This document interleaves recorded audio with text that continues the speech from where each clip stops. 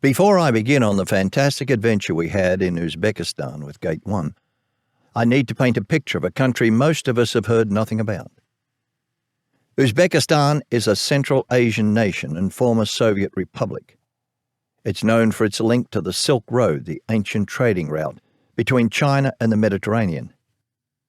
The population is 35 million, and the area is about the size of California. Its capital is Tashkent.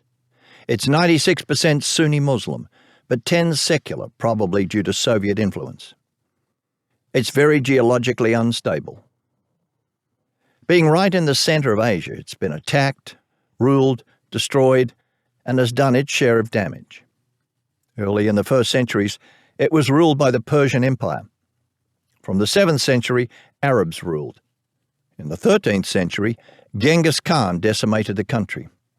And in the 14th century, local boy Tamerlane turned the tables and conquered most of Central Asia.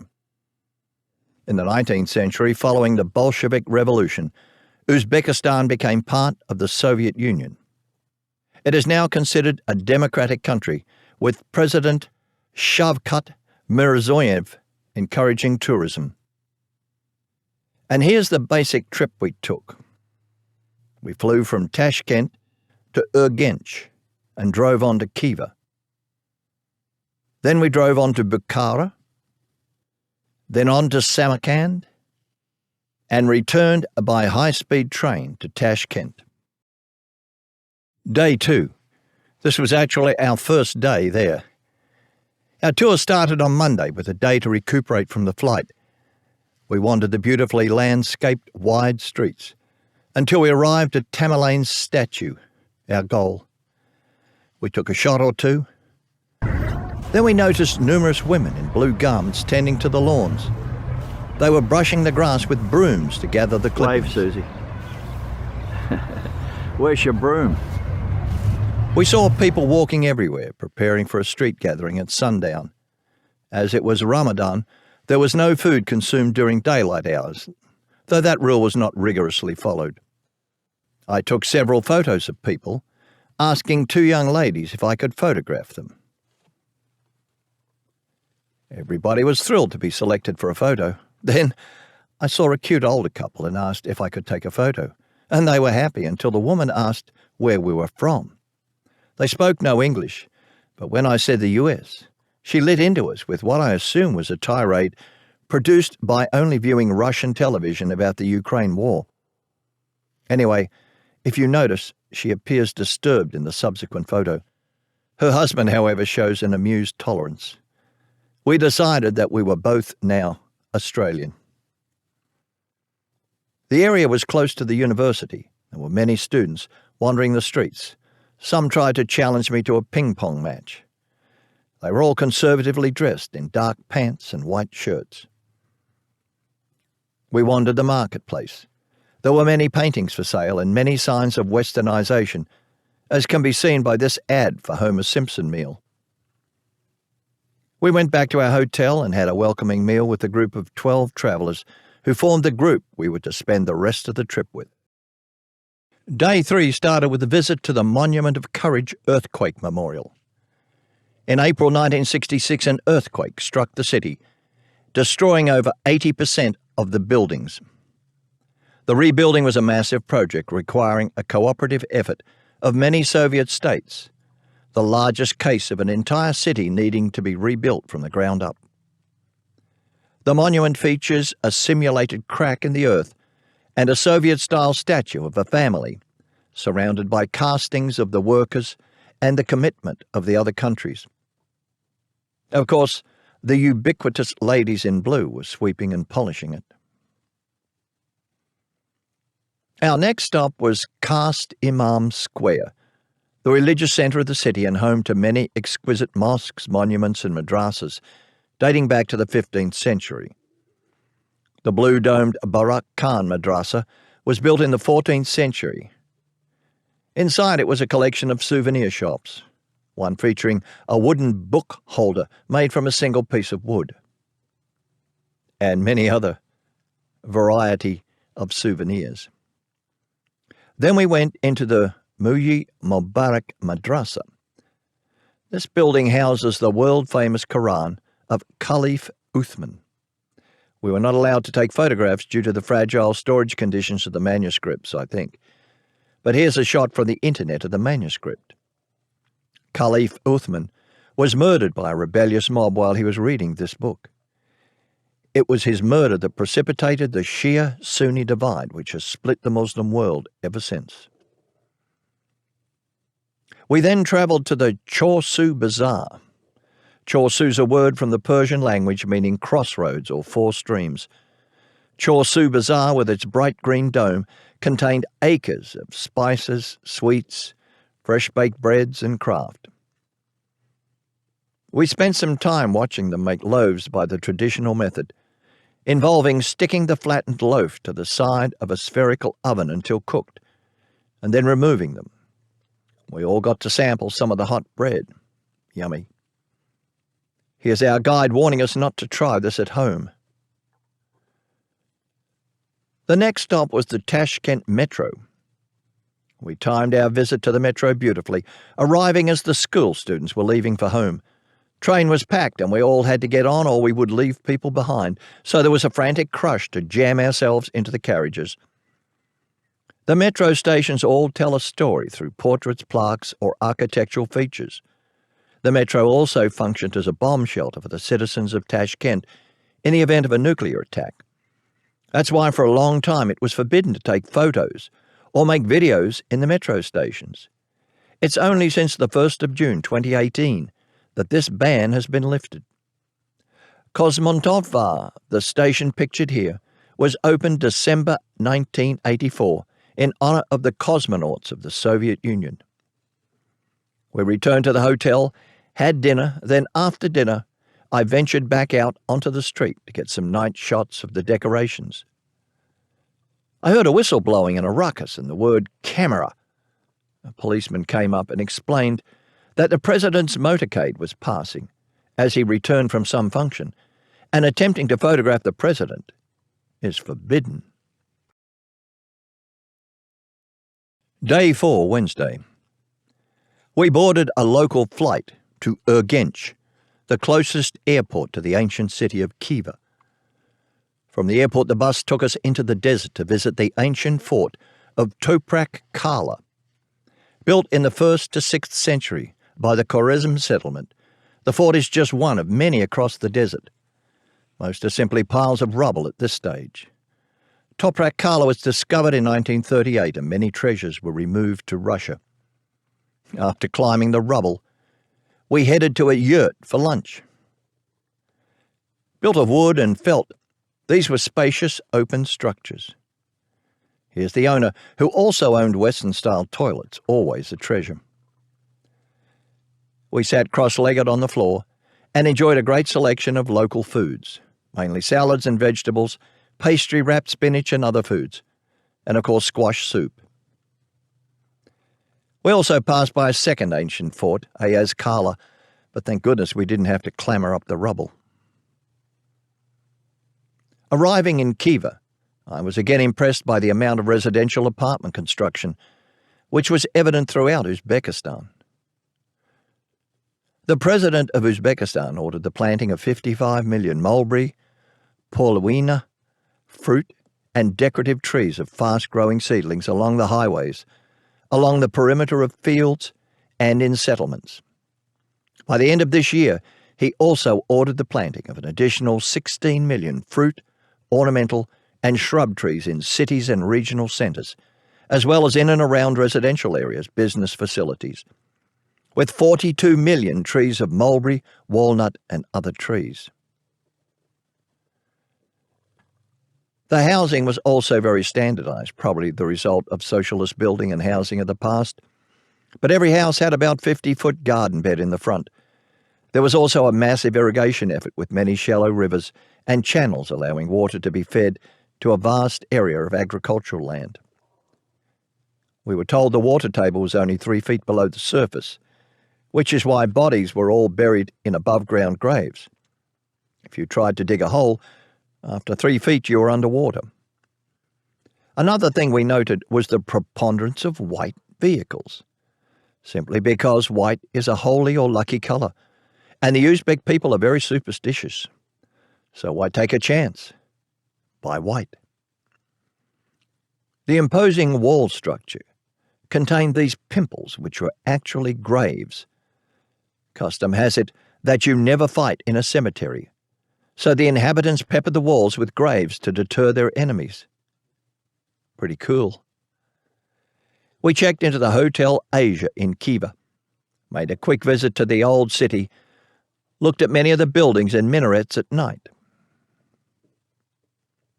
Then we had dinner and dancing at a local restaurant. Here's a video of some of the dances.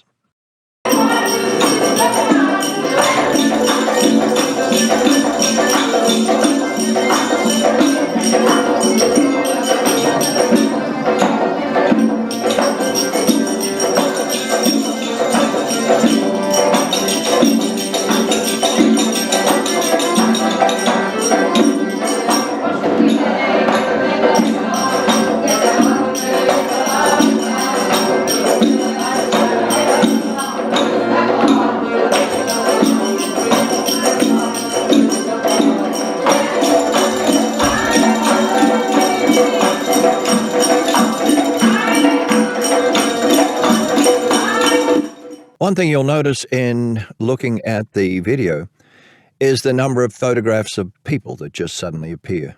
Children, mothers and kids, and women and men.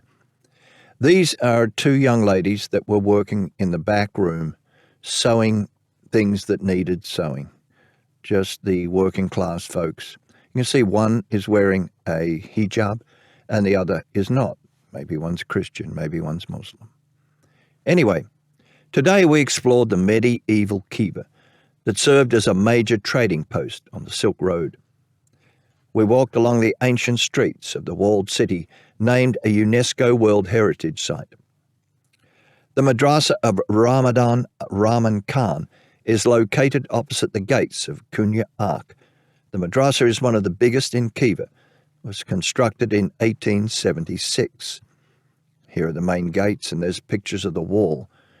This minaret is 42 meters high. We go inside and there's some of the most beautiful tile work, blue tile work. Here we can see another one of the natives relaxing. This is one of the largest mosques. This is the Kolta Minor Minaret, one of the iconic symbols of Khiva. This fat turquoise tile minaret was begun in 1851 by Muhammad Amin Khan, who, according to legend, wanted to build a minaret so high he could see all the way to Bukhara. Unfortunately, he dropped dead in 1855, leaving the structure unfinished. After a traditional lunch, we went on to the Grand Duma Mosque, and inside there was a museum showing some of the features of life in the early Islamic state of Uzbekistan here, or in the area. One of the features here was a woman who was unfaithful was placed in a bag with rabid cats. That looks exciting. One of the other options was stoning, burying up to the neck and then stoning to death. Then this one was impaling. That looks exciting. And, of course, burying alive. What a wonderful place to live. Anyway, it was evening, and as the sun went down over Bukhara, we then continued back home, took more photos during the evening of the minarets lit by the lights.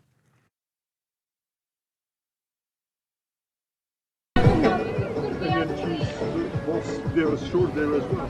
Yeah.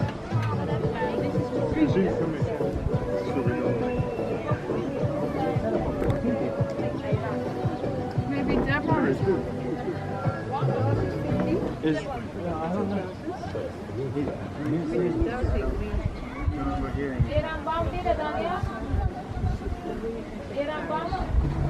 Where are you?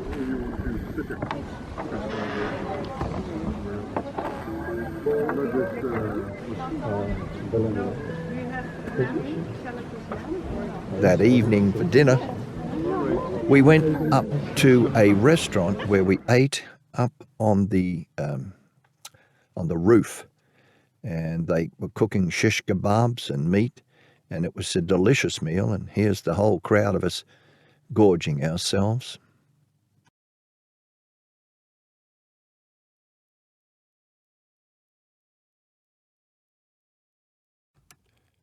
Day 6.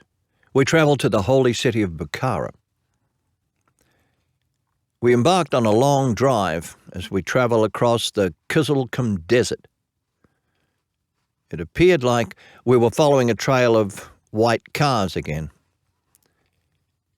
But we came across this sign which I felt needed to be recorded. It looks to me like an abbreviated Western statement. The road was tending to become less forgiving for sections, making it a bit rough. Maybe it's the original Silk Road.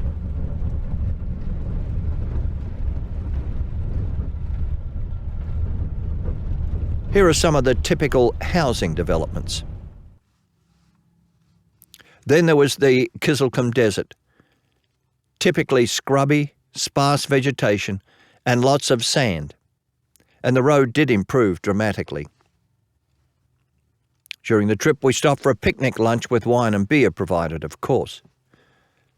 We arrived in Bukhara later on in the afternoon, checked into a lovely hotel, shown here, and had dinner. Susie is actually laughing and not about to throw up in this picture. Here's our hotel. We ventured out to do a quick evening tour and saw the crowds at the restaurants breaking Ramadan. Then we did a tour of a knife shop, and we visited the Khiva minaret by night, a truly amazing sight.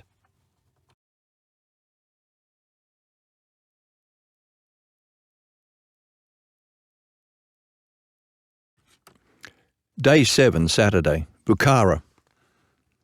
I've mentioned numerous times the importance of the Silk Road, the major trading route between the Orient and Europe.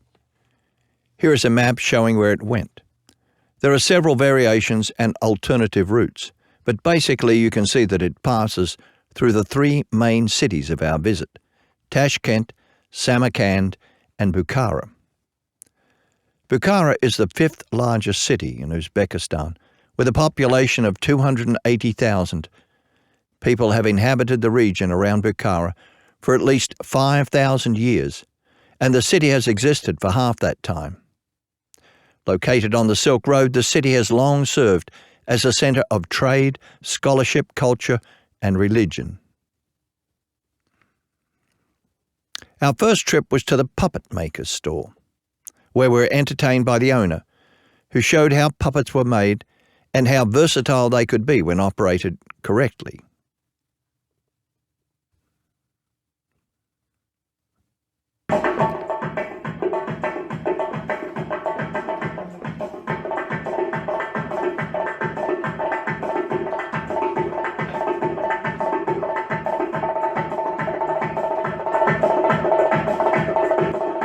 We passed by the ancient Mogokiotori Mosque, built in 1737, which is now a carpet museum.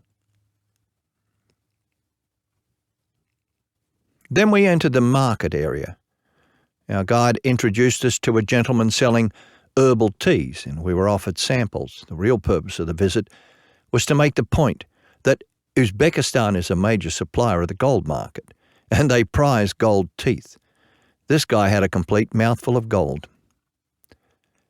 We continued through the markets till we came upon a guy selling every type of musical instrument, and I watched in fascination as he picked them up and played a selection on them.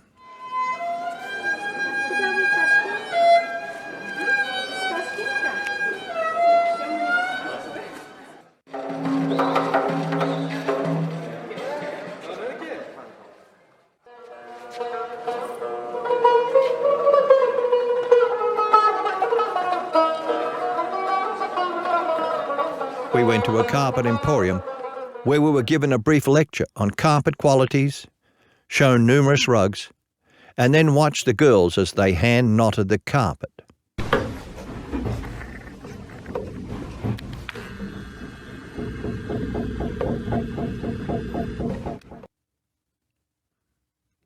We entered the old city and went to the Kalan Mosque, built in 1121. However, Genghis Khan destroyed the original mosque in 1220, leaving only the minaret untouched. The mosque and the madrasa of the current day were built in 1515. It was a beautiful place with mulberry trees in the centre of the courtyard, laden with fresh mulberries. Here's the Kalan minaret, at 150 feet high. After lunch, we returned to Bukhara and take a city tour which began with the Ark Fortress.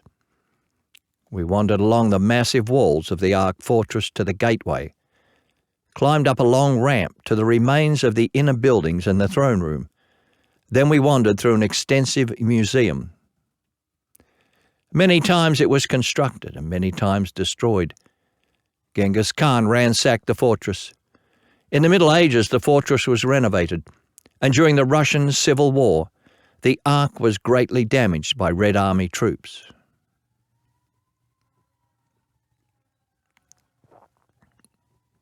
Then we visited Ismail Samani Mausoleum, a world-famous architectural masterpiece. It was built in the 11th century CE and is the resting place of the powerful and influential Islamic Samanid dynasty that ruled the Samanid Empire from 900 to 1000. And then on to the Chasma Ayub Mausoleum that dates from the 12th century. Rich and trustworthy, Ayub, or Job, was from Hebron. To test him, Allah, or God, sent Shaitan, Satan, to create misery and pain and sores on his entire body. Ayub appeared to Allah, who sent the archangel Gabriel, told him to strike the ground with his staff. From the very spot flows health-giving water that cured his sores, and made a well by striking the ground. The water of this well is still pure and is considered healing. The current building was constructed during the reign of Tamerlane. It now serves as a water museum to educate the populace about the fragility and value of water to Uzbekistan. There is a faucet where people can collect the life-affirming water, and a display showing the destruction and environmental disaster that was once the Aral Sea, drained and polluted by Russian agriculture. Here is a display showing the gradual disappearance of the sea, and another graphic before and after image. Uzbekistan has a government-supported water conservation program, relying on Israeli-developed techniques to convert cotton into a less water-damaging crop. Everywhere, hothouses abound. I did get a quick shot of a famous squat toilet outside the plumbing supply shop, just to tickle your imagination. We concluded the day with a local folk show with traditional music and dance at the Nadvir Divan Madrasa. And here's the video.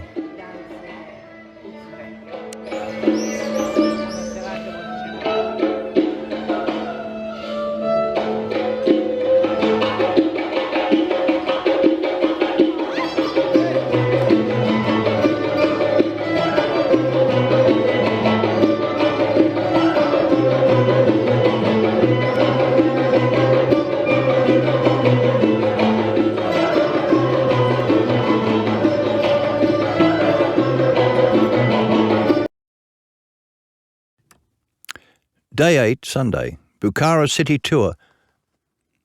This morning we drove through Bukhara, and again I noticed the quality of the buildings and the amount of construction.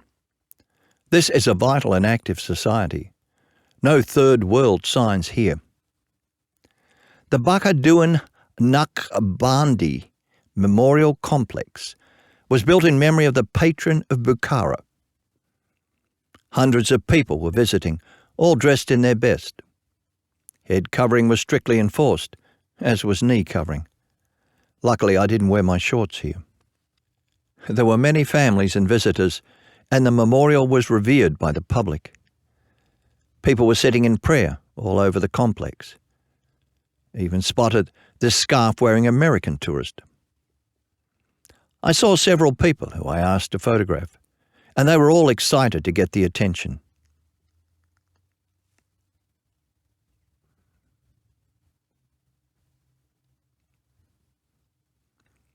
Afterwards, we visited the Satori Mohi Hosa Palace.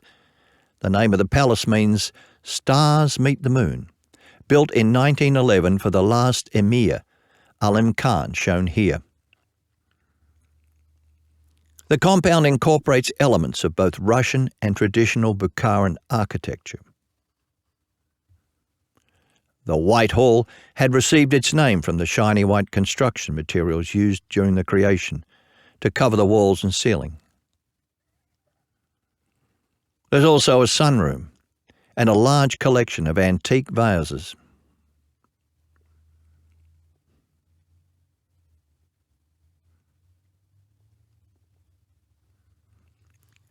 And a proud mother and baby. Peacocks also wandered the premises. Then on to the Khor Minor, a historic mosque which was part of a madrasa complex with 4 towers. There were mulberry trees everywhere, and we all had a feed of the tasty items. After lunch at a local restaurant, we went back downtown, saw a wedding ceremony. We saw the outdoor eateries and a 550-year-old mulberry tree. Then we did some shopping, and I found a Soviet tank driver helmet, a real treasure. As we wandered the streets, a group of 4 young boys approached me. One of them was the spokesperson, said to me, "Do you speak English?" I said, "Yes." And he said, "Do you mind if we ask you some questions?" "Sure."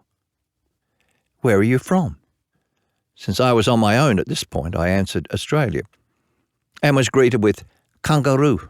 Anyway, they proceeded to ask several questions.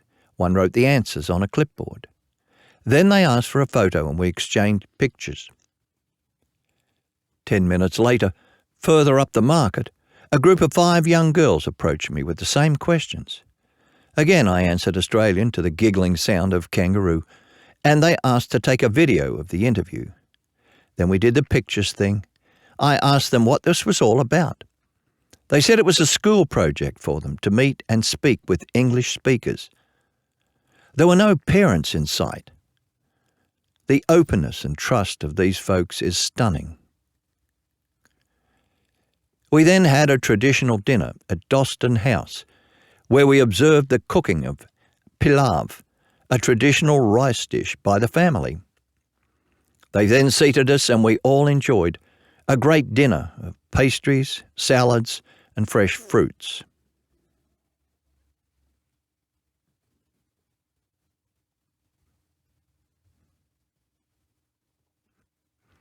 And here's our group dining picture.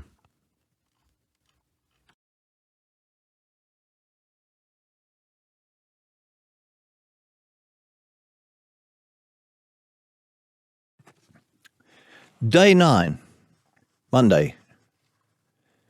We left Bukhara and drove to Samarkand. Along the way, we stopped at the delightful town of Registan, centre of the ancient craft of ceramics. We watched the production of the ceramic products, and were shown the difference between the unfired and the fired plates. Here's an unfired pattern.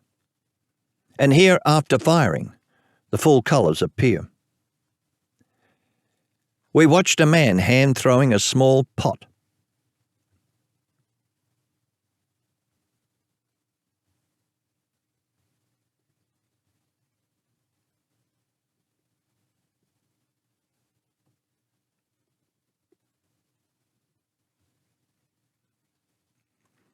They showed us the ancient firing kilns and described how to tell natural craft pottery from factory products. The craft pottery will have random bumps around the edges, caused by the running of the glaze during firing. Craft pottery also shows 3 small bumps where a separator was inserted between the plates to keep them apart, leaving a blemish at the 3 points of contact.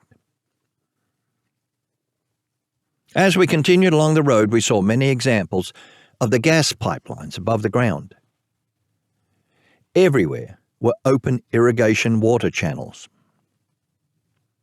There was also an apparent network of LNG gas stations. Then we travelled on to Samarkand, to the famous Registan Square. Samarkand is considered the most romantic of the Silk Road cities. It's adorned by decorative domes and minarets and is a melting pot of many different cultures and traditions. The world-famous symbol of Central Asia, with its colourful mosaics, blue domes and lofty arches. This plaza is surrounded by 3 impressively decorated madrasas. The Registan Square ensemble in Samarkand is formed by the Ulugh Beg Madrasa, 1418, the Shirdar Madrasa, 1619, and the Tilakari Madrasa and Mosque, 15th to 16th century. Earthquakes, seasonal temperature, extremes, normal depreciation of the buildings, and in late 17th century, Samarkand suffered greatly economically and trade also declined because of the fact that the Great Silk Road didn't pass through it, and Bukhara was now the capital. Domes and portals were partially, or in some cases totally destroyed. The minarets were dangerously inclined, and facades in some places had lost 70 to 80% of their ceramic tiles. Structural repairs and straightening of the minarets had been enacted on 2 previous occasions, 1923 and 1932. However, the major restoration work was undertaken between 1967. The square was renovated during the Soviet government and regained its significance as part of the Silk Road. The renovation process took years and was completed shortly after the Soviet Union was liquidated.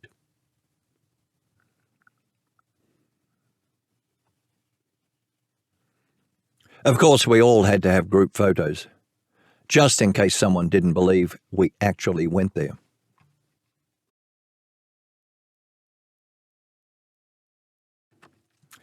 Day 10, Tuesday. Timur, the local hero. He envisaged the restoration of the Mongol Empire of Genghis Khan. Due to an early leg and hand injury, he was physically impaired and was called by European nations Tamerlane. Through numerous campaigns of terror, Tamerlane secured a wide swath of Central Asia. In 1400, he invaded Armenia and Georgia. Of the surviving population, more than 60,000 of the local people were captured as slaves, and many districts were depopulated. Then he turned his attention to Syria, sacking Aleppo and Damascus. The city's inhabitants were massacred, except for the artisans who were deported to Samarkand. He attacked Delhi and massacred the entire population. It took 100 years to regrow the city. Timur invaded Baghdad in June 1401. After the capture of the city, 20,000 of its citizens were massacred. He ordered that every soldier should return with at least 2 severed human heads to show him. When they ran out of men to kill, many warriors killed prisoners, captured earlier in the campaign. When they ran out of prisoners to kill, many resorted to beheading their own wives. Scholars estimate that his military campaigns caused the death of 17 million people, amounting to about 5% of the world population at the time. On a positive note, Amir Timur initiated an exchange of medical discoveries and patronized physicians, scientists and artists from the neighbouring regions such as India. His grandson, Ulugh Beg, was one of the world's first great astronomers. Guri Amur Mausoleum is the final resting place of Tamerlane. Workers were still replacing aged tiles with new work, and the dome had a lot of extraneous growth. His coffin supposedly read, Whoever opens my tomb shall unleash an invader more terrible than I. Within 2 days of the exhumation by the Russians, Hitler invaded USSR. When Timur was finally reburied, the Soviet victory at Stalingrad shortly followed. There was controversy over what he looked like. Based on a facial rebuild from his skull, Russian scientists came up with this image. The rulers at the time, however, decided that this was more like their hero. Then we travelled on to Shah-e-Zinda, a necropolis that includes sparkling blue mausoleums, embellished with some of the richest tile work in the Muslim world. These mausoleums, many built by Tamerlane for his family, are strategically grouped along the narrow medieval streets and are an important place of pilgrimage.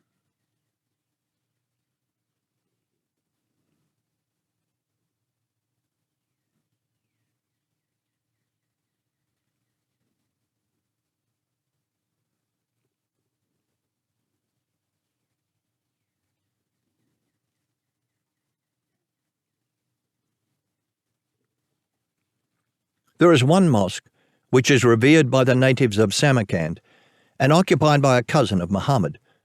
They visit on Tuesdays and Fridays with supplications and prayers. We were able to enter during one of the prayer sessions. This is the Imam leading the prayers.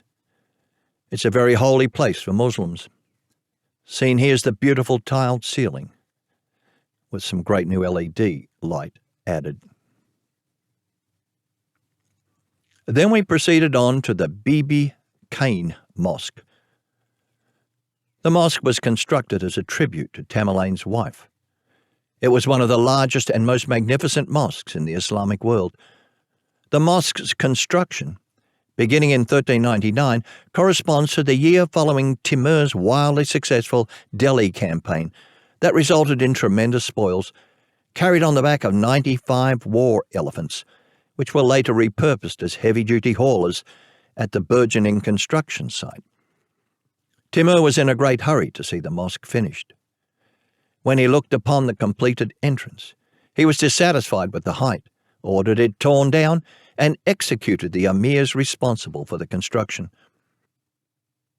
After just a few years, the first bricks had begun to fall out of the huge dome. By the mid-20th century, only a grandiose ruin of it still survived. The inner arch of the portal collapsed in an earthquake in 1897. Here's a picture. As of 2016, work on the mosque restoration was ongoing, and you can see in this close-up how extensive the damage was to the tiles on the dome.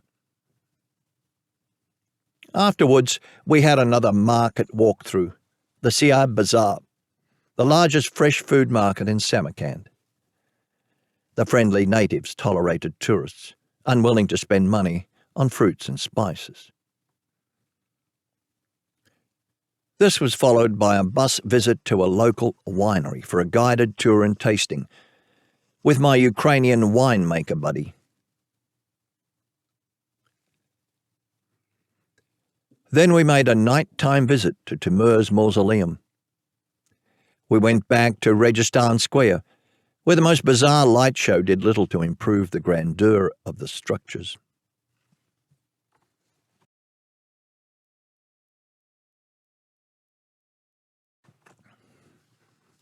Day 11, Wednesday. The day started with a promise of a surprise visit. As we passed through the city, it was totally mind-blowing, the amount of residential construction. You must be sick of me talking about it, but block after block after block of concreted construction, and the houses were very stylish.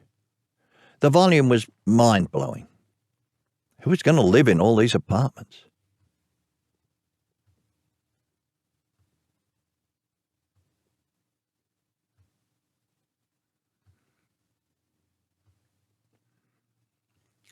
The surprise was a major bakery, and we watched the traditional process. Machinery mixed the dough, which was formed by hand into circular, like sailors' caps, bread with a ridge around the edge. The loaves were allowed to proof for an hour or so, until they were tossed through a small window and caught by the man above an ancient oven.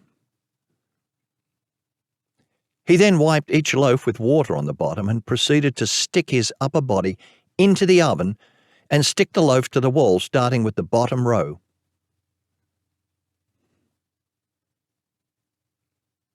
Once the oven was filled, he again sprayed water using a 1-litre Sprite bottle onto the loaves. They then closed the top for 15 to 20 minutes before removing the loaves from the wall with a circular catching device and a scraper if needed. The loaves are then cooled and packed for delivery. I don't believe there is OSHA in Uzbekistan, let alone the health department. The next stop was a hand paper-making operation. Firstly, the hard bark of the mulberry branches was scraped off, revealing the fibrous centre, which was boiled for hours to soften it. Then the pulp was placed in a water-driven pounding device, which worked the material into a fine pulp, which was then solubilized.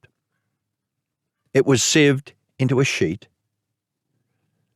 The sheet was pressed under a weighted stone and dried, and then polished with a smooth stone to produce a parchment-like material.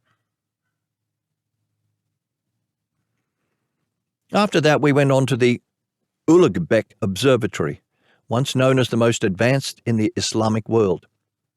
Incidentally, there's a crater on the moon called Ulugh Beg, named after him. He built the great Ulugh Beg Observatory in Samarkand between 1424 and 29. It was considered by scholars to have been one of the finest observatories in the Islamic world. Ulugh Beg was subsequently recognized as the most important observational astronomer from the 15th century by many scholars. He also built the Ulugh Beg Madrasa in Samarkand and Bukhara, transforming the cities into cultural centers of learning in Central Asia. He was a grandson of Tamerlane. Brilliant in astronomy and mathematics, he determined the length of the sidereal year as 365 days, 6 hours, 10 minutes, 8 seconds, an error of 58 seconds. In mathematics, he wrote accurate trigonometry tables of sine and tangent values correct to at least 8 decimal places. Here is his observatory, in model form only. The cross-section shows how he built a semicircular device, not a skate ramp. All that remains is this underground portion of the observatory. A truly remarkable intellect. Next, we visited a memorial with a relic of Daniel in the lion's den fame. Tamerlane attempted to conquer Syria for many years, but was unsuccessful. One of his ministers suggested it was because the saint from the biblical times, Daniel, was buried there. Tamerlane then sent his army to where Daniel was entombed in Syria, and after a fierce fight with the Syrians, was able to take some of his remains back to Uzbekistan. Immediately after he was buried, a natural spring started to spout, which is regarded to have healing powers. But local law goes even further, stating that the body of Daniel was continually growing at a rate of around 5 centimeters a year. Tamerlane was paranoid about grave robbers and extended the grave to 18 meters, making it harder for potential robbers to pillage the bones. If this was true, the body of Daniel would by now have a length of more than 125 meters, since he died about 2,500 years ago. There's also a legend that it was a dead mulberry tree that suddenly returned to life when the patriarch of the Russian church visited the site.